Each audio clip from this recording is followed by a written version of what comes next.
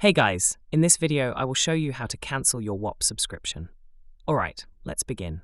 First, open the official Whop website on your PC and sign in. Then, go to the Profile section on Whop, located just below the Affiliates tab. Once you are in your account settings, look for the Memberships option. If you have active memberships, they will be listed there. Next, select the membership you want to cancel. Tap on it, and you will see the option to Cancel Membership. Clicking this will take you to a confirmation page where you will see details about what happens when you cancel.